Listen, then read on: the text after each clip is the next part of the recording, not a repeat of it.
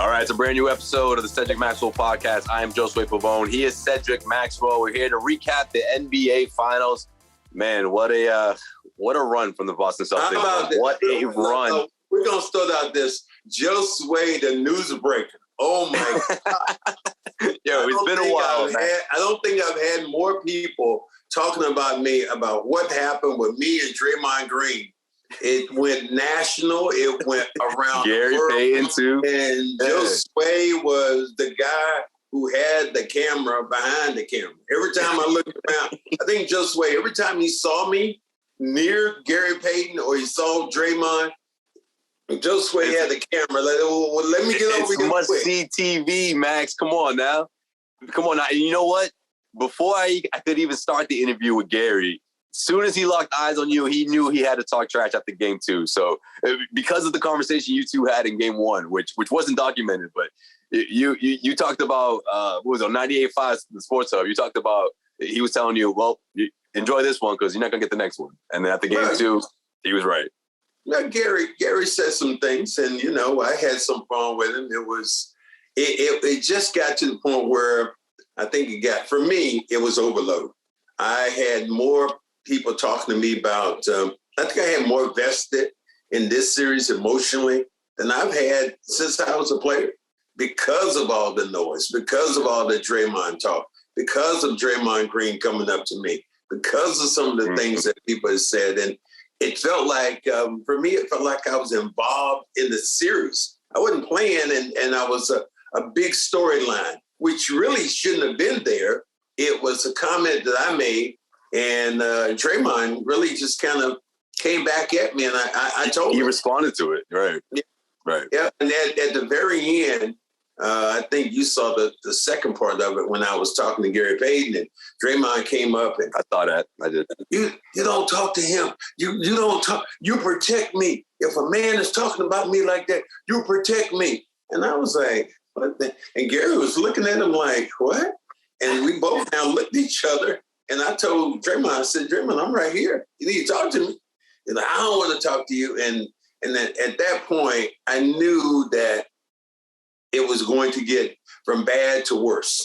And so I told Gary Payton at that time, and you know how we keep it on the 100, I said, Gary, I'm going to do something right here. I'm going to get the fuck out of here right now, okay? Because I know this is about to get crazy. And when I walked out, he was still talking to Gary. And when I walked out, he kind of followed me. And then that's when we met in the hallway.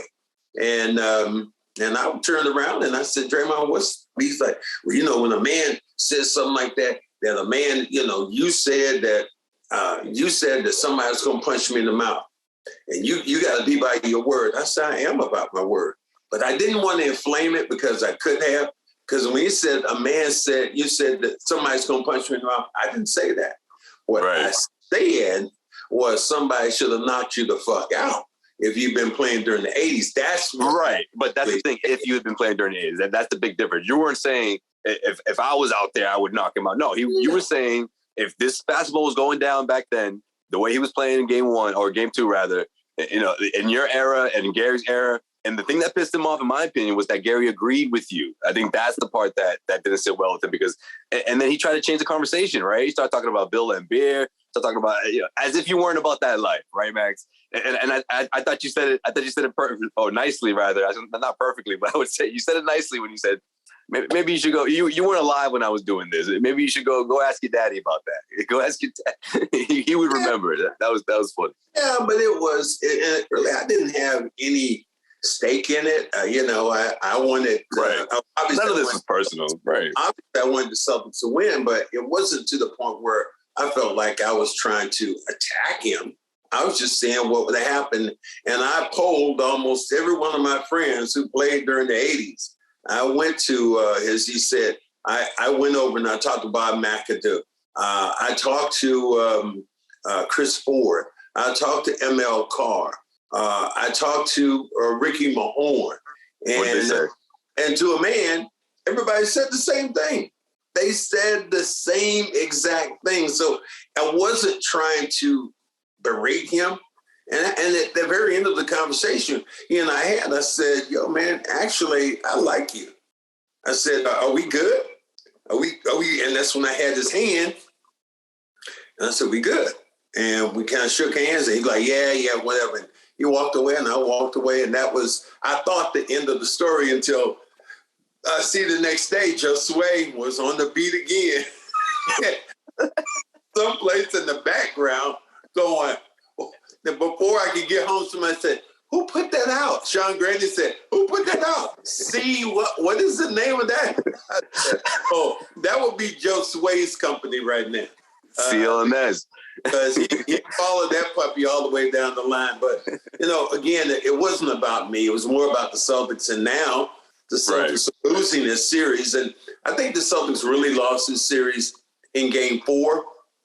Being at home, being up 2-1, being at home for Game 4, and having the chance late in that basketball game, being ahead.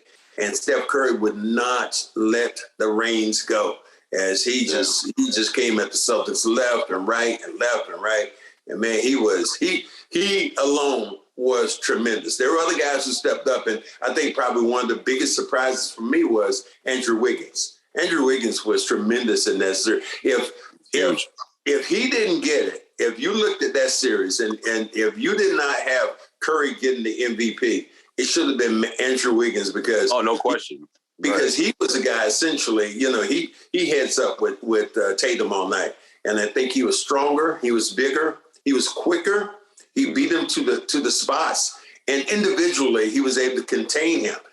You look at what Jayson Tatum did in this series. He averaged about 20, but he had in the playoffs something I didn't think could happen.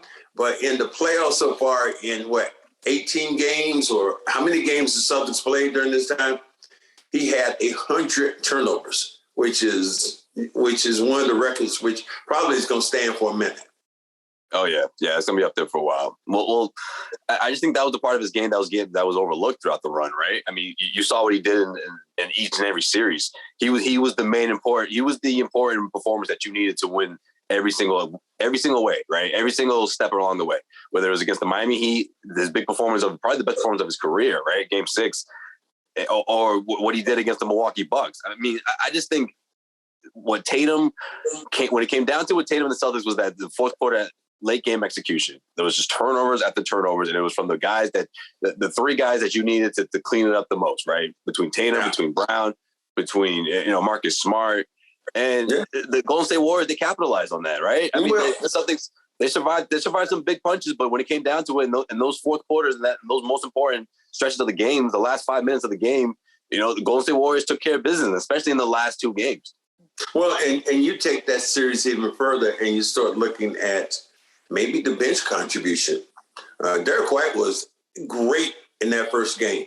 He was tremendous. Then after that, it was a gradual decline. Essentially, he just fell off. You got nothing from Payton.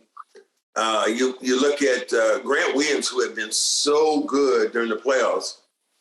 He was essentially invisible during the playoffs. He didn't have anything, and the bench production from the Celtics was a killer because I think if you look at Jordan Poole, essentially outscored the Celtics bench almost each and every night he walked on the floor. So the Celtics have to do some fine tuning. And it's just sad because Al Horford was a beast. Man. Especially in Game 6. He started the comeback. Yeah, he would not let the reins go. But Steph Curry, you can't give him that kind of leeway. And I think he did a great job coaching. But one thing, if he looks back on it, he's going to have to find a way to give Tatum an opportunity to rest in the game. And very much like, Steph Curry. Steph Curry would come out of the game and then they would bring Jordan Poole in, but they would continue their pace or they could go up, even more with their scoring.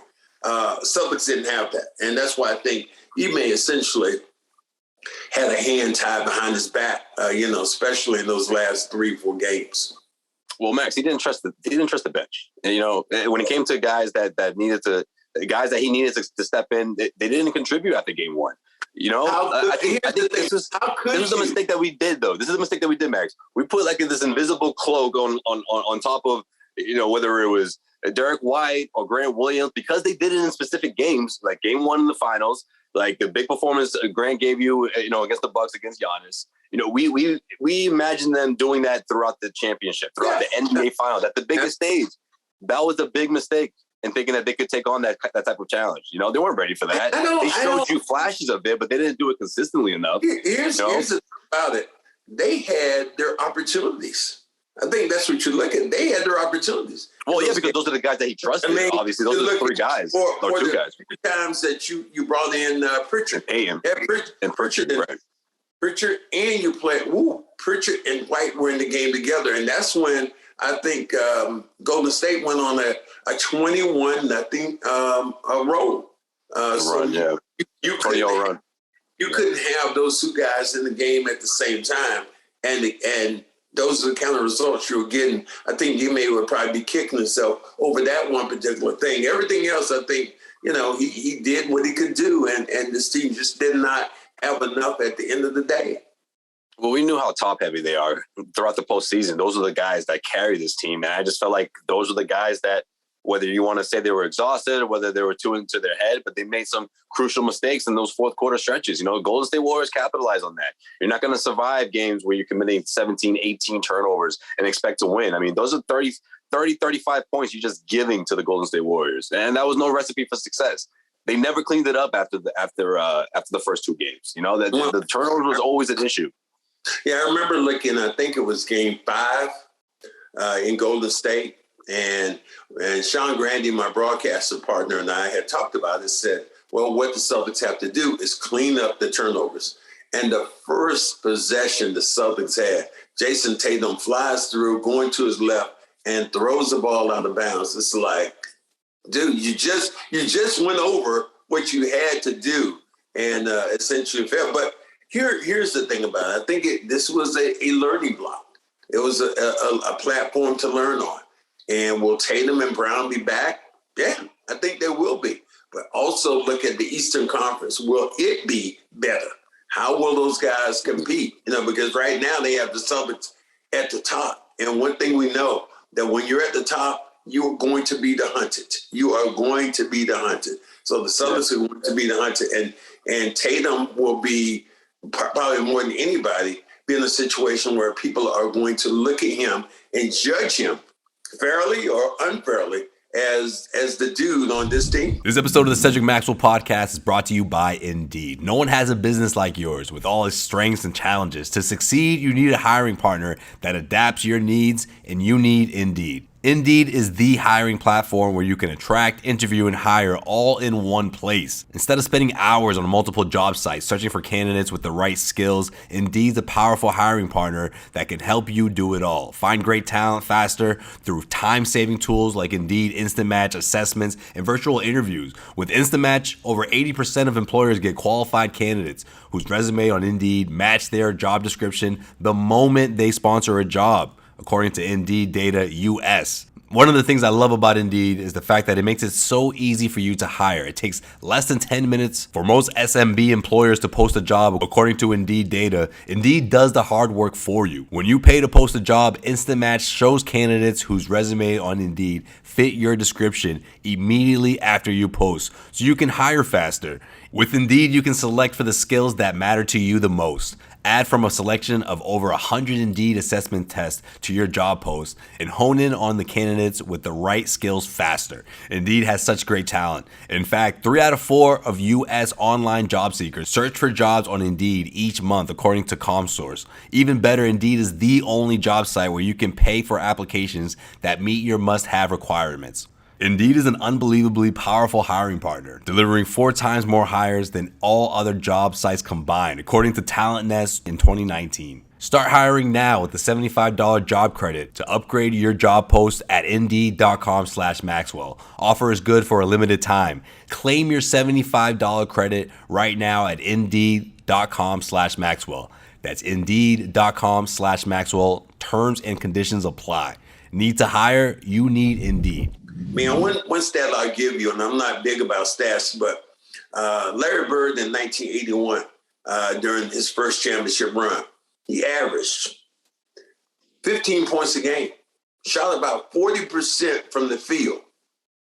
But what did he do? His greatness and this is where Tatum has to get. Larry Bird averaged 15 rebounds a game, 7 assists, and had 42 steals in a 6-game series. So that is what we didn't see, the imprint that Tatum had to put into a building like that. Because the Celtics many times got killed on the glass, and you never bigger, stronger team. Looney did a great job of getting out early. Draymond got some. Well, the second chance opportunities that crushed the Celtics too. How many offensive rebounds did the Golden State Warriors come up with? A lot.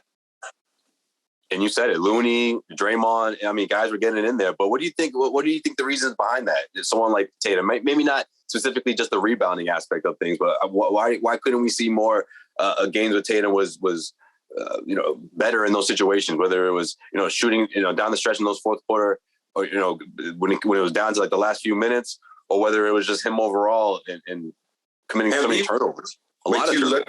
Did you ask Tatum ever to be that kind of rebounder?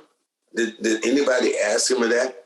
I think people were satisfied. If you got 7-8 rebounds, you were good. But the great ones, when you put an imprint on a team or on a series, you have to do what you have to do and make those contributions that are going to change the trajectory of a series. The Celtics didn't do that after they lost game 4 here, where they should have won that. It seemed like they were on a sinking ship for the rest of the series. Well, I feel like they were confident because of the way they bounced back in every other game throughout the playoffs, or how that's been their MO. And going up against a team like the Golden State Warriors, well, they respond well too. I just think the Celtics in certain stretches, especially in the second half, when the Warriors went on their, when they became the third quarter Warriors and they hit you with a big run, I just feel like the Celtics were they were too lenient on what they used to do in the past, or saying all the right things, but not actually executing when it came down to it. But you think about the defensive pressure they had. They did a great job against Clay. They contained him. But guys that hurt you with the Jordan Pooles of the world, knocking down shots. Otto Porter, the shots he was hitting from the top and corner. Those were the shots that hurt you. And then you put Wiggins in the mix. You just didn't think that Wiggins would have that kind of impact on a 7-game. I thought that clearly that's where the Celtics had the advantage with their forwards. I thought that Tatum would dominate Wiggins, and that didn't happen. If anything, I think Wiggins actually outplayed Tatum, and that put you on the backside of doing nothing because Brown scored the basketball. Brown was probably as effective as anybody. And Marcus was a little shaky on this offensive end, and defensively, I don't know what you're going to do with Steph shooting from half court. I don't even know. Yeah, it's unfortunate because, Max, I can't help but wonder if this team was just maybe if things had clicked earlier in the season, would they have been ready for this? But then you wonder maybe this is just part of their growth. This is just part of the process here, and that we just got a little too excited and thinking that they were going to just make that leap, make that final leap, just because of the way they went about things, right? Going up against the best teams the Eastern Conference had to offer, being in these type of situations where they were, in the face of adversity, facing elimination, the way they would bounce back against specific teams throughout this run. But you also have to remember, Mac, they got some breaks as well. And look, that happens to most teams that make it to the NBA Finals. But whether you want to point to the Chris Middleton injury, whether some people like to point to the Jimmy Butler, if he didn't attempt that 3, or if he made that 3 rather in Game 7, did the Celtics even make it this far? I don't know. What's your take on it? I don't look at it that way. I think the Celtics made their own breaks. And what everybody said for the longest time was, oh, my God, you can't play Brooklyn. You can't be in second. And then what happened? They're in second. They got to play Brooklyn. Everybody said, oh, my God, what a murderous road you have to go through. If you beat Brooklyn, now you got the defending world champions in Milwaukee. Yeah, they didn't have Middleton, but still. The revenge tour. They had Giannis. Then you turn around and you had Miami with Jimmy Butler, who was so good. And he probably had the game of his life. So I just think that the Celtics played inspired basketball. They had their opportunities. And Game 4 will always stand with me because they were ahead late in that basketball game. And all of a sudden, Golden State went on a roll. They beat them 2-2 going back, and that kind of took the air out of the bubble. Yeah, no question. No question. That was the one that got away in game 2 too. I mean, granted, it wasn't pretty, but it was in San Francisco. You had a lead, and the Warriors just they went on that run, but they couldn't survive it, in the second half. But yeah, I'm interested to see how Tatum bounces back. I was talking with Bobby Manning on the Garden Report about how I want to see the dark side of Tatum. I feel like most of the best NBA players, they go through this dark period where everyone is questioning them. And I mean, sure, Tatum's been through that to a certain extent, but not quite like this when the championship's on the line and people are questioning if you're just not about it. Are you afraid of this moment? You're not ready. Maybe you're not a top 5 Tatum as people say you are. What do you think happens? In my opinion, if he's not the guy who's always smiling, and if he goes into rah-rah mode, always huffing and puffing, sort of like what Giannis did. Remember how Giannis sort of transformed along with his body and his physique as well? But something like that. If that happens, I wouldn't be surprised. But then again, Tatum, maybe he stays the same. Maybe he keeps the same demeanor that he's always been. And this is something that goes back to his days in Duke that people used to keep an eye on, saying, like, is he ever going to have that eye of the tiger in him? Or is he going to be, if you're ever going to turn that tide? Yeah, I think you look at it and you're going, that's it to me, dark Tatum. And I think that, it's going to be a big difference. And him being a little bit meaner and a little bit more aggressive. I want to see that. I mean, I was appalled. I think it was game 4 or game 5 when Draymond Green, Celtics called timeout. Tatum had the basketball walking off the floor. Oh, game 5. Draymond Green followed him all the way to the Celtics. And nobody on the Celtics said, get the hell out of here. Everyone just watched him. People they just watched him like he was like a teacher in the middle class. Like they were watching the damn movie. I'm like, nobody? That's a great point. That's a great point. To this guy, I mean, but see, Mac, these are mind games. This is what Draymond did throughout the series, and he won. Celtics fans don't want to hear that, but he won. I don't mean because he's gonna get a ring on his finger or a fourth one. I mean he won the mind games. He was in their head. He had real estate. Well, he did, but it shouldn't have been the case because somebody on that bench. Because you didn't walk. He walked to your bench. He walked onto your bench in the middle of in your lane. And this isn't even right. That's like a dude coming in your house, man, and just going in your refrigerator without even asking. They're like, what the hell are you doing? I just thought I'd go in there. Feet up on the couch. Sneakers on. Go in your house feet up on the couch. You know what? I think I'm just going to give me a drink, man. I got a beer out your refrigerator. I'm like, dude. No invite. Yeah, nothing. So, come on. Yeah, that's true. That shouldn't sit well with the team. That shouldn't sit well with anybody. You're talking about the team. Anybody who would allow that kind of crap to happen. Yeah. To me, you're like, I just don't know.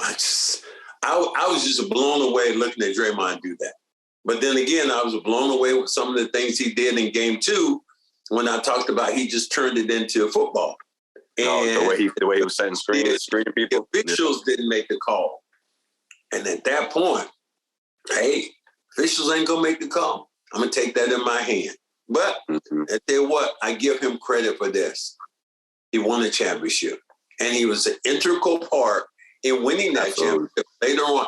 And especially when it got to be good at the end and everybody was shooting well. Even Draymond knocking down trays, talking junk. And it just got to be a snowball effect. He was pushing the ball, the tempo up. They would make a steal, and then they would run up, and then they were cutting, going backdoor. Their offense was a thing of amazement, really, to see, because once they got it, the Celtics were very stagnant. And one play, we'll probably end up putting it in. You think of Tatum's legs at the end. It was one of those steals where Draymond was the only guy back, and instead of going all the way to the basket and trying to dunk it, Tatum went to the side and kind of almost – we had his back to the basket, throwing it up, didn't get the contact. Those were plays which were critical. And your best player, and it's just maybe it was his legs, maybe he was tired, whatever. But you're playing for the world championship, man. At that point, there are no excuses. I hope that they get a chance to go back, and I think they will. I just think they have to tweak their team. They have to find another legitimate score. You know what Tatum needs to do, though? When you have Brown and Tatum being scorers, Marcus Smart being a facilitator, there's a hole right here that Brad has to fix. You can have the Time Lord as your center, but I think you have to get a 2 guard to go along with those other shooters, and then change your offense so it's not an offense of guys sitting around looking at each other. Cut, pick, go towards the hole. That's what you're going to have to do. But to answer your question about what happened with Tatum there, one thing that he needs to work on for sure is his left. I just feel like the Golden State Warriors did a really good job of making him uncomfortable in that way.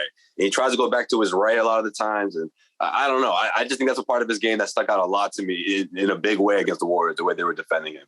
And look, what you're saying about Draymond, I agree with. I just felt like the Celtics sort of, I don't want to say they got like bullied or whatever, but it was sort of just intimidated, I guess, right? They just got intimidated, I felt like. Well, what's the word we would use back in it? Punked. You got punked. Yeah, I mean, yeah. You know, like, I feel like if that was somebody else, people in the huddle would have backed them up, would have said, hey, what are you doing here? Somebody would have backed that dude up, but nobody backed him up. And when a bully gets going, as we all know, when a bully gets going, the bully doesn't stop until somebody does something to put that bully back on his heels. Celtics never not going to stop on his own. Never did that. And especially when it starts to work. He saw it working. So, by working, it's like, okay, we got it. Well, we got this, and this is what I'm going to do. What do the Celtics need to improve on? Like, what if you had to think of one thing that this team needs right now is missing that could help them for next season, what's that one thing? Well, they have to kind of give you a couple of things. One, they're going to have to improve their bench. I think Neesmith went out, his exit, he went out and said, hey, I'm a great shooter. Well, phenomenal shooter, actually. Phenomenal. Okay, and then how did you feel about that line? I was surprised. I was surprised. I like the confidence, but it's one of those things where I would rather him show it and then back it up after the fact. You know what I mean? A little premature, in my opinion, especially because he was asked about Summer League and it felt like he was he was like we had him back into a corner. He was just avoiding it. He wouldn't flat out say if he's going to go or not, but I don't know either way. I'm like, well, wait a minute here. So where are we going to see this phenomenal shooting? But yeah, I was surprised that Aaron Celtics have to do something there. They have to get some more veterans, I think. And I think they'll get those, especially when you talk about a team on a run towards the championship. You can get the Otto Porters of the world. Otto Porter came in on a NBA minimum to play for Golden State. Mm-hmm. And when you get a guy like that, so they have the mid-level. They have the mid-level. Those are the things that the Celtics going to have to acquire. I mean, you gave those draft picks away for Derek White. Derek White was good. He kind of helped you get there. But when those lights came off after the second game, after the first game, I don't think we really saw that much more of Derek White. Yeah, that's true. We really didn't see that much of him knocking down shots, being that a guy, being aggressive, making steals. And it just boiled down to the Celtics kind of they ran out of cards to play. I mean, you had Tatum, you had Brown. You had Tatum, you had Brown, sometimes Smart. Al Horford was sticking there. I think the thing the Celtics didn't do enough in the last game, in game number 6, I don't think they used Al enough. They tried a lot. They tried in the first half. They were giving it to him inside. No, they did not give it to him. But then they stopped. The first play of the game, that's what they did. Yeah, and then they did it again. And then they first play of the game, and then they stopped. And you had a chance to go out and get another foul on Clay, and you never did because Al essentially stood out in the corner, and you did not find him. And because of that, I think it really hurt your cause. Yeah, I agree with that for sure. But yeah, that was a part of this whole run too. That was remarkable. Seeing Al just reach another level in the playoffs with all his experience and with everything that he was, the storyline going into the NBA Finals, man. Like, it was one of those people were rooting for him, whether you're a Celtics fan or not. Yeah, he was Rudy. That's who he was. Everybody was like rooting for that movie, Yeah. The classic. Al was Rudy. I mean, he played with aggression. He played with passion. And you can look at every one of those series he played in, be it the series playing against Brooklyn. Then you would think of times when he was so dominant against Milwaukee, the dunk that he had on Giannis. Then you go to Milwaukee, and you go to Miami. There were many times he was dominant in that series, making plays. And then you got into this championship series. Game 1, Al was unbelievable. And the then Celtics team especially. Al was unbelievable. I think maybe it was another game. Al was pretty good, but they didn't Game 6 enough for me. Yeah, I agree with that. I just felt like gave the offense a lot of freedom to sort of figure things out. And when it came against the Golden State Warriors, it's just a lot of people just didn't show up, in my opinion. After game 1, it was a bit of a back and forth, but then once the Warriors got those back-to-back games, like you said, they took a lot from the Celtics, in my opinion, in terms of momentum and the confidence. But listen, this is the one thing we all have to remember, especially people watching and these Celtics fans that are beside themselves, don't know what to do, and they're really upset. This was always going into it was always going to be an evaluation year, not a bridge year, right? A lot of people saying that. I said, wait a minute, no. We have a good idea of what we got here, but with Brad Stevens in his new position, with the new head coach, we have to see how everything was going to mesh, and it meshed pretty damn well. It took a while. It took about half a season or so, but when they turned around, man, this was the most incredible turnaround I've seen ever in the NBA. I mean, you look at this team and you said they were in the Eastern Conference. At one point, they were tied. Tied for what, 9th, 10th place? 10th place. 10th. So you look at them, what they did, it's like, oh my God, there's no way that you think that they could not have been better or did what they needed to do. 2 games under 500. Remember that? 2 games under 500. Yeah, I get it. I get exactly what you're saying. But then all of a sudden it clicked. Marcus Smart was running the offense. Rob Williams was the anchor on the defensive end. Then you had Al playing well. You had Tatum and Brown shooting it. But then you had other guys stepping up. Grant Williams had a really good year until the finals. Yeah. He was phenomenal until the finals. Until the finals, yeah. And they really needed him in that series, Max. Yeah. They needed him in a big way. That going to be his evaluation? Pritchard was really good against Miami, knocking down shots. Mm-hmm. You couldn't evaluate him in the championship series. And White played great in the first game. And I thought he was decent defensively for the rest of them. But offensively, he was nowhere to be found after game 1. So there were a lot of holes and gaps. And you say all that, and you were 2 games from winning the championship. 2 games. 2 games. And you were ahead on these guys going up 2-1, had them in the third, had them in the 4th game, and then just let the road go to me. Yeah. Yeah.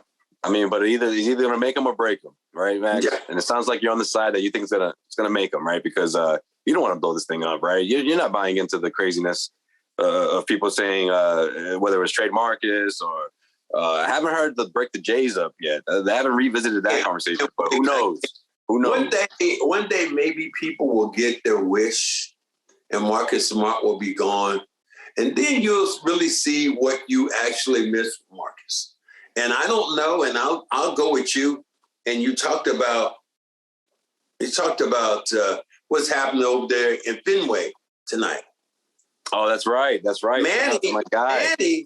Manny Ramirez. I'm thinking about it. Is who has been more villainized in the city, Marcus or Manny? Manny for sure. Marcus was on his way until the turnaround though. Mm-hmm. But probably Manny. Yeah. So, I mean, that's a whole another thing that you look at. But he's in the Red Sox Hall of Fame. Shout out to Manny.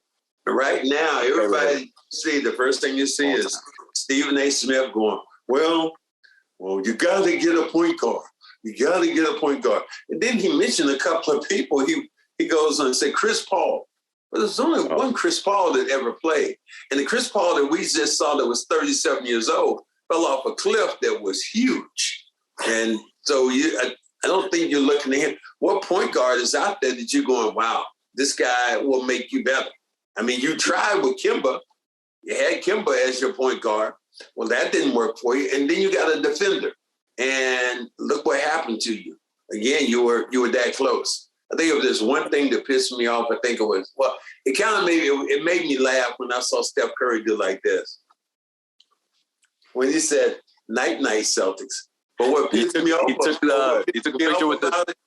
But what really pissed me off about it... He took a picture with the MVP trophy with it. No, well, not even that. What really pissed me off, there's a picture going around. I have to send it to you. We'll put it on we'll put it out here.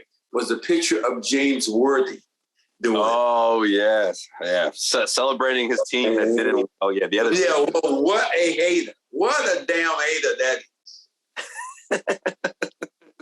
It's the classic line. I root for the Lakers and anybody else who could beat the Celtics. That's how he lives. And you can't be more of a hater right now than James Worthy was for that. That's crazy. You know he didn't want the Celtics to get another title. Come on, that would have hurt. Things are looking bleak. Things are bleak right now in Los Angeles. Yeah, I think that they're trying to find a way, but what is their way? I was gonna say, what's your take on the Bradley Beal Beal report? How does that work? How is Bradley Beal getting there? Well, wait a minute. Let me see. What do the Lakers have that you want if you're Washington? Who do you want?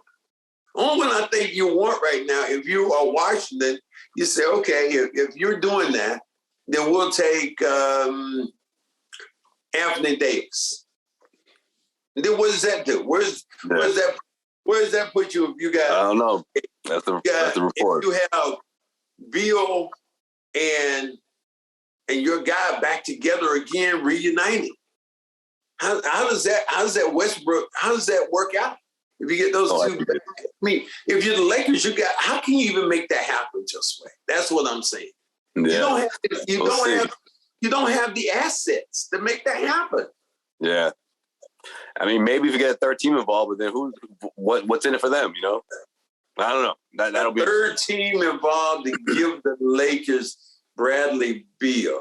To help them get Beal, yeah. I don't even know how that's possible. And you look at the Lakers right now, and a lot of people right now, Vegas is right now favoring the Celtics right now as a team that's going to compete for the championship next year. Odds are with them.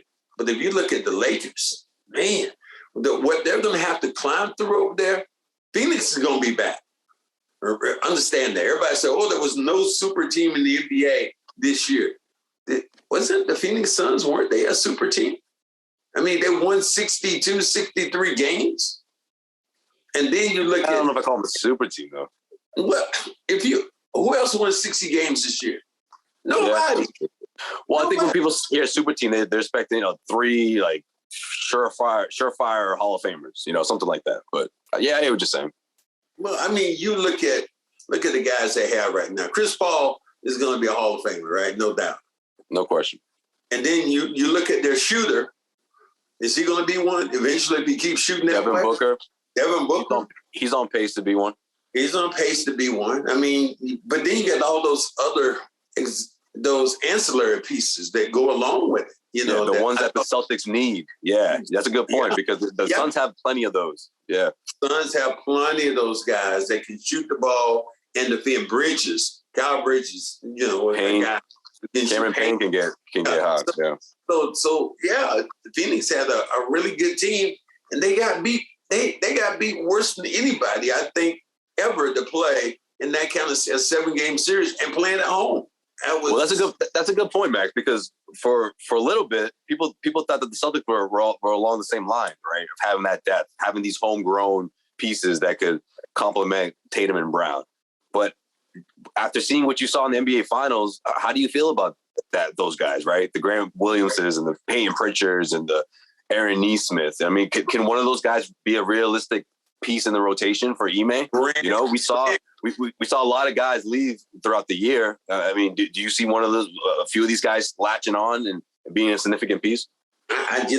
Grant to me was probably the most disappointing piece that didn't perform well, and maybe he didn't have enough shots, enough looks. He got foul difficulty, whatever it is. But Grant was that guy. He was the glue guy. He was your glue guy, and never really played well in that series. So I think that's one of the pieces you look at. But Pritchard, I love Pritchard as a player. I love his attitude. I love his cockiness. Is he ready for that? He really wasn't ready for that stage versus Golden State.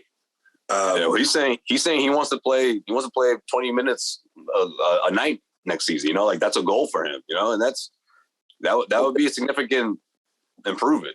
Hell, I want to make $1 million this year. Don't mean I'm gonna make it. I mean, because you want to do it. I mean, I think that you got a million views, Max. How about that? Yeah, a couple million views. I'll take the $1 million over $1 million views. And you look at him. He has arrogance. He has that cockiness about it, but he has to be able to make shots, especially wide open. And that's what the Celtics didn't happen. When you looked at that game and you look at it from the bench standpoint, Jordan Poole knocked down shots. Ooh, man. Big killer shots. Yeah. So after game one, you couldn't look at their bench and going, where you at? What you doing? Yeah. Yeah. It was almost a goose egg one of those nights, Yeah. I mean, one night, Grant had 3 points. And essentially, that was it off the bench. Yeah. That was the night, actually. Yeah, it was almost goose egg. Is Rob Williams going to take that next level step? Willie. That's going to be a whole another story. Yeah, that and Rob's health. I think that's something that a lot of people are going to be talking about into this offseason. Mm-hmm. But either way, we got you covered. Cedric Maxwell podcast, talking Celtics offseason and whatever the heck else we want to talk about, right, Max? We can go off script in a big way this summer, so that should be fun. That should be fun, man. And stay tuned. Who knows? Celtics don't have any picks. We know that. But yeah, nothing in the first round. I think what they do, they have some cap room, cap flexibility, and trade exceptions. A lot of trade.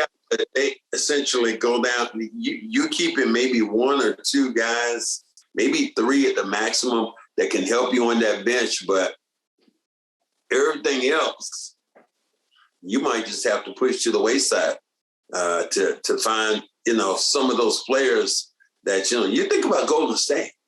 They won it. And Wiseman, who is a big-time shot blocker, he didn't even play this year. This dude didn't even play. So Golden State with their culture and Steph Curry, they would be the inside track to me to win it again. Although the West is loaded, but the way they play, but you look at Memphis. Memphis is going to be up and coming. So there are a lot of teams that I look and say, the Lakers saying they're going to get there. I don't know how they get there, above those teams. Right. But you're still feeling pretty good about the Celtics stacking up against the Eastern Conference. I mean, I'm sure we're going to have changes and trades and stuff go down during the summer. Okay, well, tell me what's going to, here's the thing I'll ask you first. What's going to happen with Kyrie? Let me pick your brain. What's going to happen right now? Oh, man. We might have to put a teaser in here for the next episode. What's going to happen to Kyrie? If I'm a betting man and I have to pick someone right now, the Knicks. That he's going to be playing with the Knicks? Yeah. Wow. Yeah. Something tells me he's not going to be in Brooklyn, though. I don't know, Max. This thing looks fishy. Boy, maybe I'm wrong. That's a brain teaser because he is a free agent, right? Completely. No, he's got a year left on his contract, but the reports are that they're not looking to re-sign and that they could be looking to move him. So, wow. Yeah, he has 1 year left, so it would have to be. But you're not the Knicks. unless it's something that they're willing to risk for 1 year. I don't know. I gotta check out the logistics. We'll do it next episode. Look, you can't send him across the river, though, can you? I mean, if you're really in a space where you're saying to yourself, look, he's unpredictable. We don't know what the back situation is going to be like, and he's not exactly helping us. I mean, you're willing to take that risk, but again, you're going to have to take a pretty good trade package in return. I don't think the Nets are just going to give him away, so they're going to play hardball. I mean, the thing about it, if you're Brooklyn though, and you're the Knicks, these are all the things you talk about. But I'm always looking at the pieces that you have that you can send out, that you can get a Kyrie Irving. I mean, look what happened with James Harden. Well, he'd be in Philly this coming year. I mean, he's going to opt into a contract with about 45, 50 million on it. And Embiid was really good. And so, I mean, Atlanta kind of, peed the bed, and Charlotte was up and down. So I don't see Toronto being that team again, stepping up. I tell you, a dark horse team. Plus Brooklyn has to walk. They have to push Ben Simmons onto a court, so that's not going to be easy either. So, look, it doesn't get any easier for Brooklyn, man. Woo! I forget. Shit is down in Brooklyn. Shit is not. It is not. It's not all good. I forgot about that. That's a whole nother issue, man. That's a whole nother bag of worms. Man,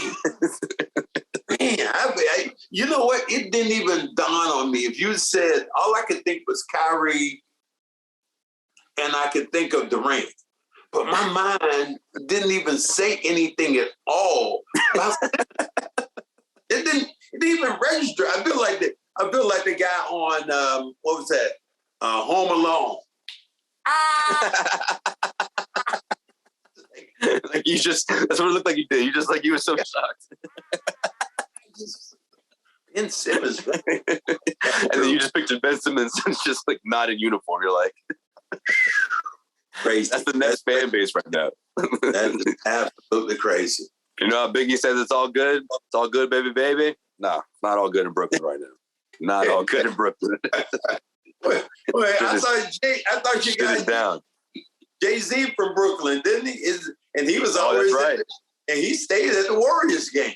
So, man, you're talking about guys that kind of turned their back on the Knicks.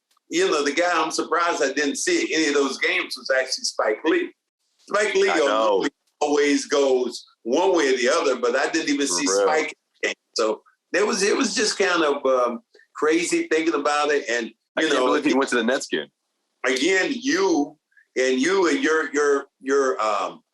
ace reporting will always go down. And this year with me, and then you really hey, those interviews were lit. What you mean, man? That 1-on-1 with Gary, man, he was spitting fire. What 40? What kind of 40 was that? 40. You're looking at me like just the way you were looking at him, I was like, he does not know who E40 is. Like zero chance he knows who he's talking to right now. Oh man, I forgot about that. We didn't mention that. And then E40 hitting me off with, I'm like, yo man, what's that? How you doing? What's going? Good luck to you. You're gonna ping pong. And the funny thing was, white people did not understand what the hell he was saying. I mean, our station went on it. Our 98.5 went on it, a rant and saying, what were those two black guys talking about? Is this how they always talk? And no one should look on my face like, huh? Who are you? So I was waiting for the producer to chime in and be like, hey, guys, I don't want that to sound like that, but I have more than one black friend and they don't talk like this. I've never heard this side of it. It was so funny. Your guy, Arcan's there, so I'm surprised he didn't come to your rescue and, just he loves himself from Josue. Well, I mentioned the Gary story before we had the first interaction on video. So that was a precursor, I guess, to what was a whole nother thing I didn't see coming with Draymond and that whole thing in it, man. That was wild. I forgot about E40. E40, the whole interaction was funny and I love that, but man, I wanted the father-son interview, and he crushed that. Like he just destroyed that possibility because, little Gary Payton is like, wait, what's going on here? Versus E40, I love how Gary introduced you to him. You guys exchange, hey, nice to meet you. And then E40 just comes out of nowhere. And then I think that threw off Gary Payton II. He was just like, all right, I'm going to just let these guys get acquainted with one another. I'm going to get at it. I'm like, no, I want you back. I want the interview with all three of you guys, at least. Me, the father-son, and with Max to start things off would have been perfect, but couldn't get it. It didn't work, but you know what? Unpredictable. It was a great season. It was a great season for us with the Cedric Maxwell podcast. Absolutely. And we want you guys to mash that button and subscribe because the content we try to give you is, as we say, what we trying to do? Yeah, we try to keep it on 100. Keep it on 100 here. What we do? We keep it on 100 all the time. So anything that's what we do here. Anything, questions, and anything you'd like for us to talk about basketball or anything in particular, we're kind of versed with that, but we'd love for you to subscribe, and you make us stronger by hitting that like button and subscribing to us. Absolutely. And for the new listeners, welcome. We did get quite a boost with all this you and Draymond and Gary Payton stuff, man.